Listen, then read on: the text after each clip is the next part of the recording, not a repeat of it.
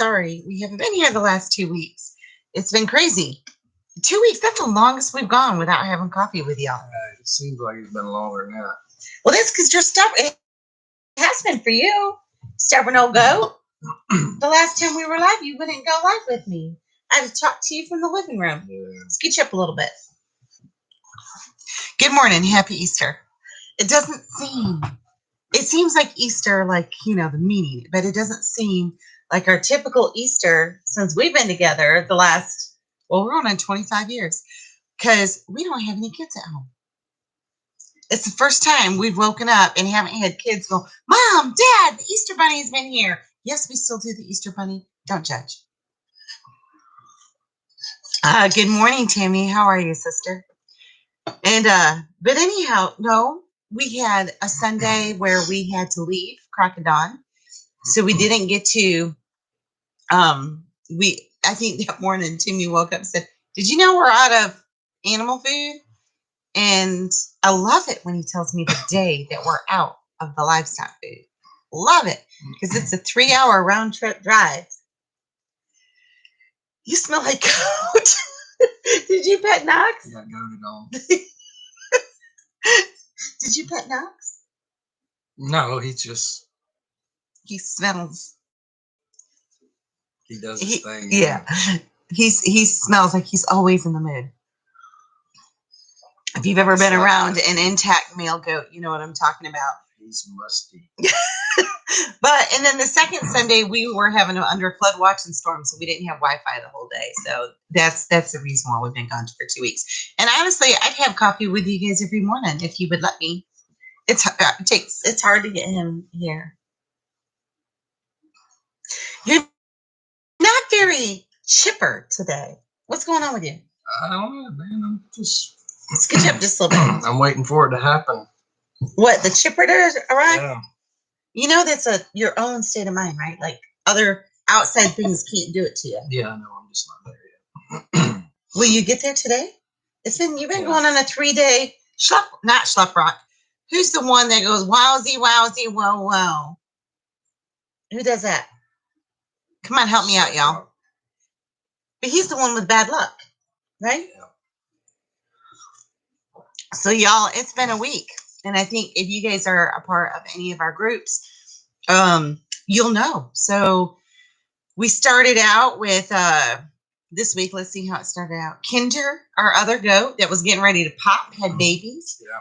Baby goats. We love baby goats. There's 3 of them. They were healthy, and she's such a good mom. She's so much better than Cass. Yeah, she is. And that just kind of goes to genetics because all of her children are sweet, where Cass's are jerks. So, but Cass is stronger genetically, physically. She has horns. Kinder is pulled. Cass has blue eyes. Kinder has brown. Cass has the markings that people want. But Kinder, if I were to pick one of the two, and I'd hate to do it because they're both my kids, get it? I'd pick Kinder. But she doesn't throw the types of babies that everybody's wanting to buy. But Cass is genetically stronger. And that makes sense. Yeah. And Cass is mean. Her other 2 kids, Ash and Hemi? Yeah, they're very aggressive. They're very friendly. They'll come up to you and rub on you. And one has horns and one doesn't. Yeah. One's pulled and one isn't. And they're beautiful, beautiful bucks. I actually have them for sale. And they're short, they're small, they're perfect Nigerian dwarf size. And I was to say, if I showed goats, I would show one of those. The only thing that's missing is their blue eyes. However, she just had a baby boy. I had him for sale. Took him off the market. I realized I wanted to keep him. He's going to have horns, but he has blue eyes, and he's gorgeous. Skipper. And anyway, so Kinder had 2 girls and 1 boy. She didn't have any fatalities, which is always a good thing, because Cass had 5 and we lost 2, and we talked about that, which we would have had to bottle feed a couple of them anyway. So I'm not saying nature knows what it's doing, but she honestly couldn't care for the babies that were coming out because she was so busy cleaning up the sacks off the other. And although we tried, we didn't save them. So Anyhow, so that was Monday. Tuesday, did we have the storm Monday too? It's like everything wind was blowing and the goats were born, or they were actually born on the nice day. And Tuesday's when it all went down, right? So Tuesday, I got news. Some of you all in our personal life know that I don't know, about a week ago, my father called, and my grandfather had gone unresponsive. He's 97 years old. He was alive. He wasn't in pain. He was at home. He had 24-hour nurse care. He just kind of like went in a mini coma. And we had prayed strong for him, for his salvation. And I mean, he's 97. He's had a lot of health issues on and off. My grandma passed away 2 years now. And he was by himself pretty much. He was the only family member really left back in Michigan. But he had care, so he wasn't home alone all the time. Anyhow, and so we kind of knew. Well, I didn't know that he had come out of it. He was doing fine, according to my father, for about 3 days, and then he just passed away. So he passed away Tuesday, and we got the call. We still are unaware of when the funeral arrangements are going to be made, so we don't know when. I'll have to go to that. And then we got news in our group. One of our founding members, Elizabeth, her husband passed away. Many of you have reached out to her and donated to her GoFundMe, and we just thank you. I think our group is amazing. I mean, we have people like sending her family, her kids things, and the community's coming together. That's what it's all about. Definitely, she's in need. She has 5 children, 13 years and under, and it's just been, I can't even fathom. Although, God bless you.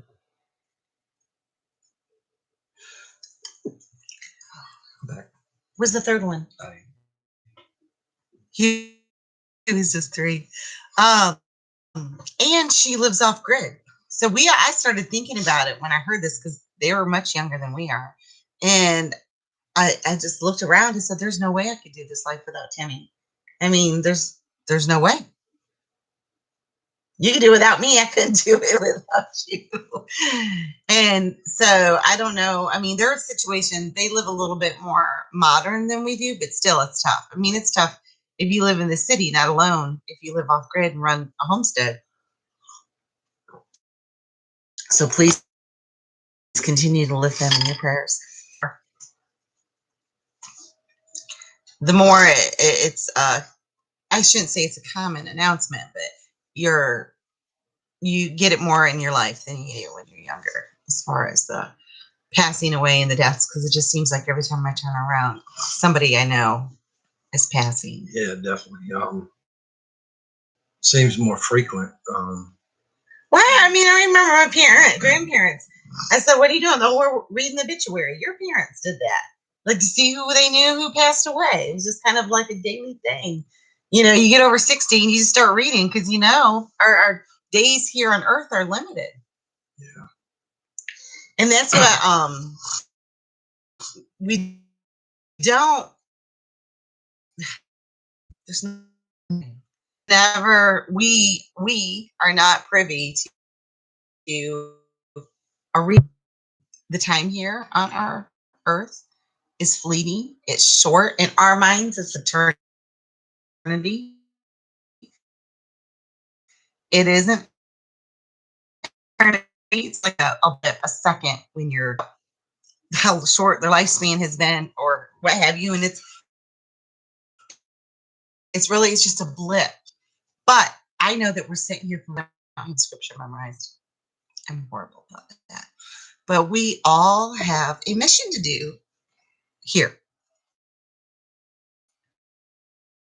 And especially you've got a mission to do. And it doesn't make sense. Doesn't have to. It will someday. And we got to just figure out what our mission. Well, yeah, I've definitely. I have to say I've connected some of the dots. Yeah. Can you share them with me? Honey, you're living it. We're living the it. dots. No. We're just going forward. And I mean, we have shared it with you, and if you're here for the first time, that we have felt Timmy said, this land isn't just for us. We don't know in which capacity this land is going to serve others. That's the part. That's the. I think that's the picture that you're talking about. Yes, or no?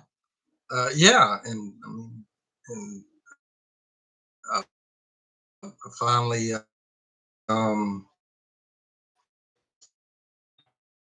I got a grasp on that. And for Oh yes, someone yes, yes, else. for someone else. Yes. Oh gosh, I forgot all about that. I'm waiting on a book. I'm glad you mentioned it. Our friend Virginia told me about it. It's is it Empty Houses? Hang on, I got it in my text message. Wait, is it? I know I sent her a message this morning, so it shouldn't be too far away. Anyhow, and the book, from my understanding, I ordered it and I'll read it and I'll share it more with you, is what we are to do as Christians. And if you didn't understand what this little coffee chat was going to be about, we didn't either. We just kind of go with the flow. We don't make anything up ahead of time. That's why it's coffee chit chat. Oh, here, The Land of Empty Houses. And I can't say who it's by my picture. Oh, John Elmore. Anyways, I found it used for like $4. Land of Empty Houses. And basically what it means, and I honestly believe if you turn on the news, no, don't turn on the news. If you find real news clips about what's going on in the world, you will, if you're privy to any of the teaching of the Bible, you will feel that it's close to the second coming of Christ. There's no way that this world can go on its trajected path and survive. Something's going to give. And in our belief and our teaching that at some point in time during the end times, the Christians get raptured. Those that have accepted Jesus Christ in their heart will not die. They won't perish. They'll just poof, be gone. And they'll join God in heaven while he deals with all the evil on the earth at that point in time. Well, there'll be a lot of people that are left behind that have not accepted Christ in their hearts. And they'll know they had either gone to church or their friend told them about it or their mom told them about it. They just rejected Christ. But they'll know about it to some extent. And it will continue to try to find Christ because the Holy Spirit will be gone, won't be here. And they will need places that they can go to survive while they're waiting for Christ to come back.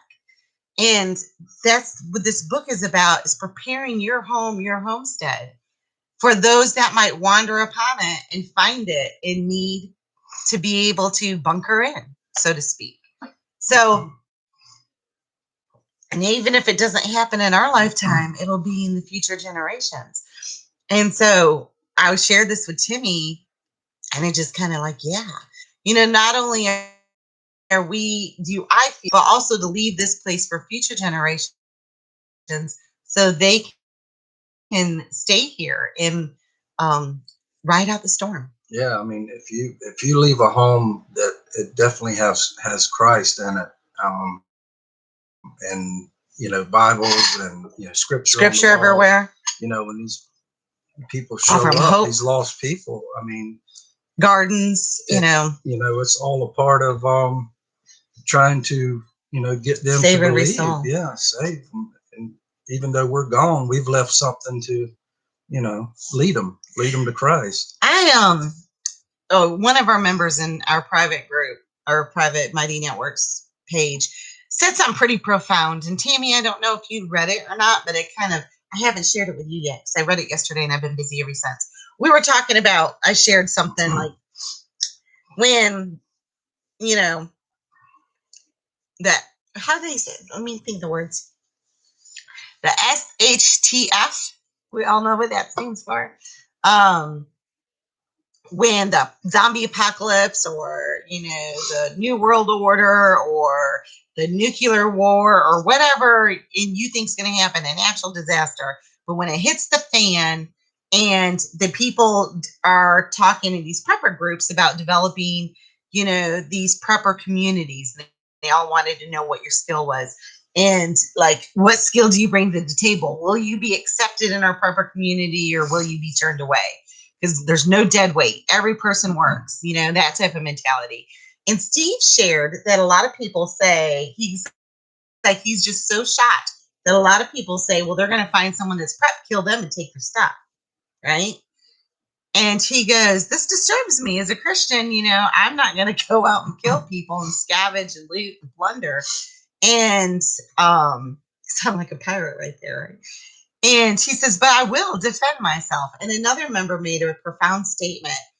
They're like, I don't know. I'd like to think that I wouldn't defend myself. For instance, if I kill them, they're dead. Their soul's going eternally in hell. And as a Christian, we need to care about that more than we need to care about their physical, earthly body. We need to care about their soul more. And she made a statement, I know I'm going to heaven. Yeah. And I would rather, and she says, if I don't kill that person that's breaking in, trying to take my stuff or whatever, they still have a chance at redemption. Yeah. And I'm like, wow.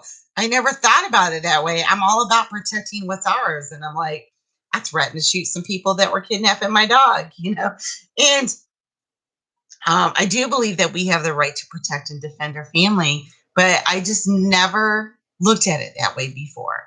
So I might give this some more thought, definitely give it some more thought. Of course, when it comes to my family and it's just not my life at it, that's a whole different can of worms. But it was just food for thought. Was we need to care about our neighbor's soul more than we care about our own physical life here on earth. Yeah, well, I guess the thing I would do is just pray for that situation to never come. Well, yeah. So you're not. We don't. You're not in it, and you don't have to. You don't have to make that tough decision. Because no one ever knows what. You don't know what you'll do until you're faced with it.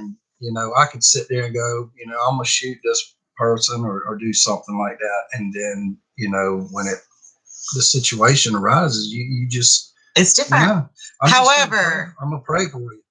You should still protect your family and homestead. I'm not saying that. Definitely put up fences. Definitely have security. Definitely have measures to protect yourself. That's not my point. I just read that and I thought, oh wow, it just hit me. So it's certainly something. Forest here, you just run, leave me to deal with it. I just hope I have my running shoes on. Anyhow, so that's that part of our week. I'm trying to think. It seems like so much more happy doing here on the homestead. It's been rough. It's energy level and just I'm pretty sure I could never shoot someone. Really, Tammy? Then you better not own a gun, honey. I'm not being ugly about that, but I'm serious. If you own a gun, you need to be prepared to shoot it or don't own it. Unless you're hunting. Yeah. And then you're still shooting something, but I think that's why he doesn't carry. He said he'd be better with like a machete or something. Well, I mean, probably a baseball bat. Their healing time from a baseball bat will probably do more good than just shooting somebody. Okay, let's go back to your mood in the homestead. You whoop up on them with that bat. They're gonna cry. They'd have to catch you first, though. They're gonna cry a little bit. They'd have to catch you first, wouldn't they, Horace? Go ahead. What? You were talking about your icky mood in the homestead lately. Why you've been? Well, I mean, there's times when I feel, like and it's seeing the time up here. It doesn't stay very often. He's like, seeing the things that you've built and worked on, and they're just things start falling apart. And you talking about the goat fence? It's Is that what's licked all the red off your candy? And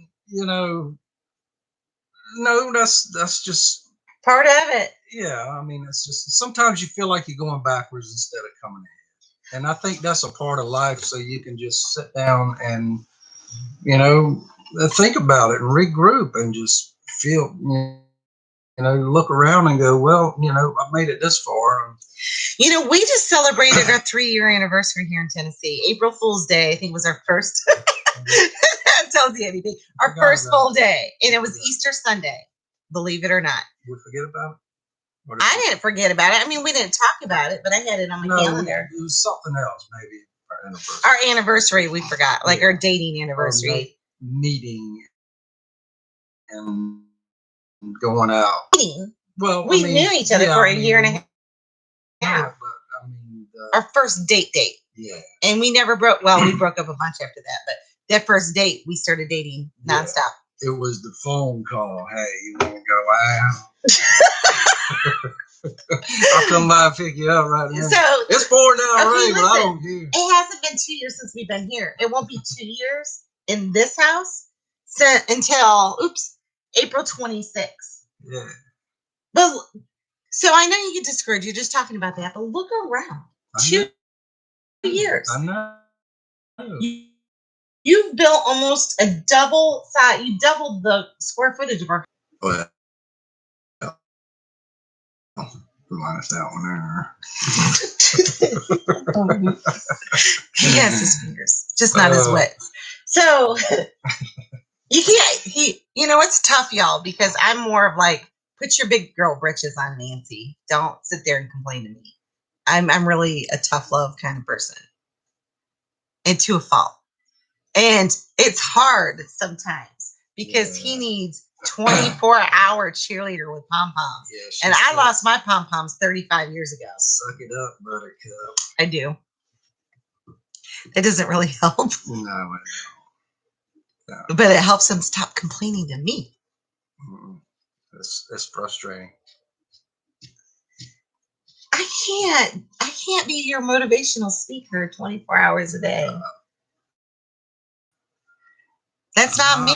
I'm not asking for anything like that. I need to suck it up, buttercup. No, I need to turn to God and yes, and I think I even tell you that too. Let him help me and get me through it. Give him he's proven himself so many times. I don't know why we just keep going back and starting all over again. I mean, you'd think it would be one time he could just do something and that'd be it. And that would be it. But no.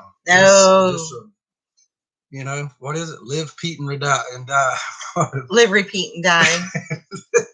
Isn't that the truth? No. But anyhow, so I'm on the opposite. And that's the hard thing, too, is when I'm up, he's like, want. And, well, I don't know if it ever goes in reverse. And I don't think I've experienced it where you're all up and chipper, motivated, and I'm like, shut up. Maybe sometimes.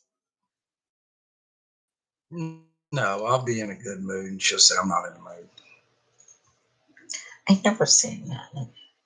No, I'm not talking about that. That's what it sounded like. That's not what we're sounding like. I'm sorry. This is a coffee conversation. Well, yeah, if I'm busy or something and I'm sitting here doing something like trying to get my work done online, or I'm trying to make products for a store and he comes up being goofy. She'll say, shut up. Put paper towel in his ear or something. And I was just like, I'm not in the mood. Go. I'm trying to work. I can't type and talk to you. Yep. Go away. That's me. Anyhow. And other news is I have been motivated. I have a lot going on in my personal life. Just because about our life, if that makes sense. Like I eat here. You guys want to see? This is my junk that I eat during the day when I'm working online. And this is causing me to be miserable. So and yes, I've eaten the whole bag myself. Rabbit poop. So that type of thing. So I'm trying to restructure my day and actually give me a schedule, which I think is hilarious when you're trying to do homesteading or off-grid living, is sticking to a schedule. But it's something that I want to do. And I want to discuss it until I know that I can make the commitment, because that's just the type of person I'm at. But However, that aside, I'm motivated about our stuff going on here, even though it's at a snail's pace. Or You're stuff. not? What kind of stuff we got going on? Just I guess it's because it's spring. You know, we're going to have our garden planted. Yeah. We're going to have an indoor bathroom. We're going to get our pool up and going. We've been selling livestock, which is amazing. Yeah. We finally got our taxes done, which cost us a fortune. However, a fortune. I mean, it was Not almost going to jail. $1,000 to get our taxes done, and not from the CPAs, because we had also do our LLC, or limited liability corporation, which I think is very important to protect ourselves. I wish I would have done it years ago, but the government has to get their cut. So that kind of stuff, and that hurt a lot. Like, but with that, we got that done this week, and we're not going to jail for that, anyways. But you're not excited with everything going on around here. I mean, selling our livestock's huge, y'all. Y'all don't even know. I mean, our dream was to monetize our homestead, and yeah, we're making products, we're finally doing it, and it's encouraging. We got a waiting list for 20 piggies, 20 from different people. We have a waiting list for more baby goats. I just have to make the decision which ones we're keeping and which ones we're getting rid of. That's a toughie. So that's encouraging to you, is it not? Yeah, and you know, when you look at it with the all together thing, you know, it's a little hard to pick out all the good stuff that, you know, because we've got so much going on. It's not hard for me to pick out the good stuff. Well, it is for me when, you know, I've got all this other stuff to do. It kind of, we're lacking human physical bodies. That's what we're lacking. And it's not just having physical bodies, it's having physical able bodies, if you know what I mean. yeah. So you can't, for instance, I love my mom. I love having her here, but she's not physically able to do the work that we need to have done. Same with me. I'm good for so much, and then all my goodies gone because I've let myself get out of shape. And my back, I have major back issues, and the weight hurts. So I'm not able to be the help that Timmy needs. So I think that's kind of where we're at as well. I was talking to Tammy, I was talking to you the other day, is that my desire since moving here, and even really, if I look back at it, when we were in Pawleys Island, I basically had a store at our house. I had our online organic farmers market. We had a commercial walk-in cooler, and people came to our house and bought food. They literally went shopping. Then they walked in our living room. I had all my products displayed on the thing that you made. And I just always wanted that little kind of farm store. And I see that we could do that here, because we drove to a restaurant in Bybee, and if you look up Bybee, there's absolutely nothing there. I don't even think they have a gas station. Wait, I think they have a gas station, but it's not a digital kind. It's the kind with a little arm that you push over and then you pump the gas. And there was a Greek restaurant someone told us about. It took us 40 minutes, 45 minutes to get there. Yeah. It's not even in the middle of nowhere. You go to nowhere and you ask for directions, and they send you someplace else. Yeah. And they were highly recommended from a person that was 2 hours away from that location. And that just proved to me that if you build it, they will come. Yeah. It doesn't matter where you're at. Well, at that same time, a friend of ours shared with us there used to be a little itty bitty restaurant on our road. They said truckers would come from all over to eat there. And it was in our house, and she had a wood cook stove, and they wouldn't even serve you. You had to get your own plate. You got your food off the oven, just like at home, and you washed your own dishes. And she was famous until she died. I think there was room. We drove by it the other day. There was room for 5 cars? Well, yeah, I mean, that's possible back in the day. You couldn't park on the road. It could have changed a little bit. You could park on the side of the mountain. But anyhow, my point was, I would love to have a farm store. I would love to do the farm to table meals, have a little workshop where we taught classes. Same thing that Tammy, you were sharing in our group the other day. We have, when we first got this place, there was an old structure down there that Gavin and Timmy tore down. And I want to say it used to be the goat manger. So they had goats up there. And I'm like, that would be the perfect little farm store. But I just don't, I want it. I just don't know how to get it because there's one Timmy and there's one me. And there's way, way too much work to be done. I don't know what we were thinking. Well, we weren't thinking anything when we got this place. It was a God thing. So he's going to have to provide us those able, willing bodies. And not only is he going to have to provide them, but he's going to have to press on our hearts. He sent them here. That's the tough part, too. Because Timmy doesn't like giving instruction on what needs to be done. No, I'm not a good instruction giver. I mean, I'll give you the shirt off my back, but as far as telling you what to do, I just So he'd rather do it all himself. It's Then he gets frustrated. and Then he you know complains. what, you know, and I'm gonna have to rewind a little bit and go back to you know, we do, you know, we need help, and I have to say I do miss Gavin. He's, you know, he's been, you know, great and always being willing to do. And he's normally just about always in a good anything. mood. Yeah, he's in a good mood. Now lately, you know, I think it's got a lot to do with his job and everything, and it's been a little. I can see it in him when we do things now because you know he's got a day off and he's taking his time to help us out, and you know, I'm sure he wants to be doing something else, and His heart's not in it. yeah, it's just it's hard. And, Well, because he's working 50 hours a week. That's not even including Yeah. drive time, which is an hour and a half every day. And his only day off, in which he's only getting one right now, we need his help. And then after he helps us, he has to run to town and do his errands. He doesn't have a day off. That's 7 days a week, 24 hours a day. And so it's tough for him. And then Morgan's gone. She's gone. Like she has her own apartment now. She has her own life now. We see her. She comes here and dirties our dishes and leaves. That's pretty much it. yeah. I just look forward to the day that we can, you know, kind of get that back. If we can. Yeah. That's what we need. So when you have a homestead and you're aging and you want to start over from scratch, talk to us. Yeah. Talk to us. We'll give you some advice. But I think with, you know, Gavin and Ashlyn, who doesn't want their think- whole family with them working on the Yeah. homestead though? Who doesn't? I think we could possibly, you know, get some things done. We could definitely get some things done. However, here's the kicker. It's not that they don't want to. They want to. It's the finances. So, I mean, for instance, if Gavin stays home, he's got to make money, right? We all need money. Same thing with Ashlyn. If she stays here, she has to have money. So it's the money thing that is, it's not for lack of desire or anything else that constantly holds us up.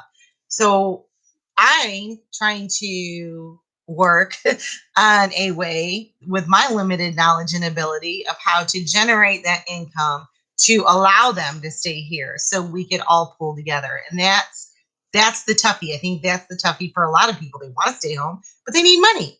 And even though we don't have any debt, which is wonderful.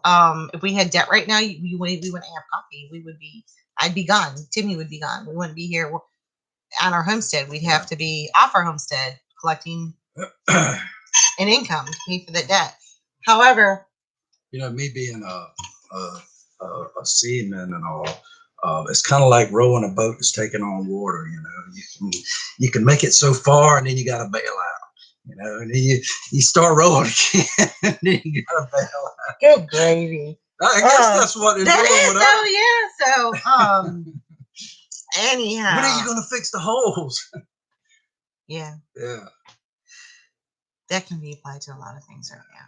But anyhow, That it's one. Easter Sunday. No, that was good. That was very good. It was very good. Today's Easter Sunday, and the girls have gone to church. We have a lot of things that we need to do, as I'm sure you are if you've got family coming over. Two things. I was really honored to be able to be a guest on Jill Winger's podcast. She's the Prairie Homestead. If you don't know her, she's huge on Facebook. She has like almost 700,000 followers and a loyal listening. That's all right. That's all right. Loyal listeners. There we go. Sorry. On her podcast. So I actually did 2 interviews with her. One was about off-grid living, and the other one was about water. Waters are huge Achilles heel right now. And anyway, so if you have a chance, listen. I'll see if I can find her podcast while we're talking and drop that the Prairie Homestead in the comments. But anyways, it is I want to say season 4, but that's not how they call that. They call it seasons. Anyways, that was one of the things that went live this week, and we've actually had a lot of feedback from it in comments, and I think it was pretty cool. Some people who have episode 4, episode 4. Is that how they do it? Let me see. She has so many. She has several hundred on here. And I know I'm at the bottom. Can you see this just scrolling? Sorry, y'all. Anyways, a lot of people replied back. Here we go. Amber. Series 4, episode 5, and Series 4, episode 4. And I'm going to go ahead and put that into the comments if you guys want to listen. Anyways, people replied to me with great insight. I was talking about pressure canning and not being able to do that on our turkey fryer. And that's kind of one of those things that people are like, I do it. I'm not dead. So what's so funny? What? None. Well, the horns and everything. We got to do something with a goat name for Timmy. Timmy's favorite joke of all times for over 24 years is this goat joke. And I normally tell it on his birthday. I'll type it out in full length on his birthday. And then he's the one that had the dream about the goats before we got the goats. Like, it was so out there. And they were chewing on his robe. And goats do chew on your robe, do they not? Yeah, they were chewing on my shirt yesterday, my overalls. He's fixing the fence. Tools. But in any case, let's get back. So the pressure canner. So they gave me really good advice about that. And then somebody else talked about the heat. You know, the heat system that Aaron and them had was called a broiler. Aaron and Brock, the great big heat system that they have. Yeah. What is that? What that is? Central furnace type thing. There's a name for it, y'all. It's where you heat your house and it heats your water and everything. And they had it. And they said they spent about $3,500. It takes very minimal electricity. She said they even were putting theirs on a separate solar panel for the blower. Yeah. She said they put one great big log in the morning and one great big log in the evening, and that's it. So that was neat to hear that. And I love that feedback. What? Yeah, I know what you're talking about now. And we saw it when we went to go buy the sawmill. They are big. And I mean, it's got a door on it that you could open up. You can put a body in and do a cremation. Yeah, just go right in there. I don't know why I thought of that. And it's got underground pipes that. I know. You almost have to add that at the development of your home and not after it's built and try to retrofit it, but you can still do it. No, you just pipe it into a ductwork underneath your house. You had ductwork underneath your house. Well, you can have ductwork. Are you saying I can personally have ductwork? It's possible, yeah. Have ductwork. Anyhow, so you put and the system works off. The blower works off of basically a thermostat. Right. You know, it kicks on. The blower kicks on and kicks off. Yeah. Right. So I mean, once the thermostat's satisfied, it'll turn off, and then. See, now he knows all about it. He didn't know I was talking about it a minute ago. But anyhow, we need to cut that short. Okay. Sorry.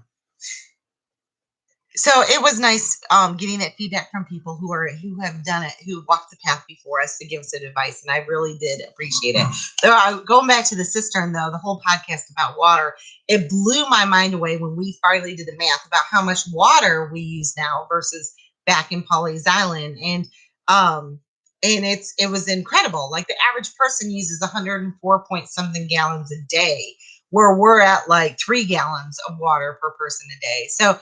Yeah, that's why we're so dry. Anyhow, it's a great podcast to listen We're to. dehydrated. But one of the things that we need to work on in the very near future is the cistern, and we're Yeah. trying to get 1,500-gallon cistern very soon. I hope. Yeah. Of course, the prices just keep going up. Maybe we'll talk about that later about alternative building materials and to help people save that have projects. Because if you want to build something new right now, you can forget it unless you have just crazy deep pockets. Maybe we'll talk about that next week. Man, it's We can help. fun. We can help. It's getting expensive. So y'all have a happy Easter. We got to get busy. I got a lot to do, and I'm sorry it's been a couple weeks, but Yeah. We're have a here happy today. Easter. Happy Easter. Bye, y'all. Thanks for putting up with us.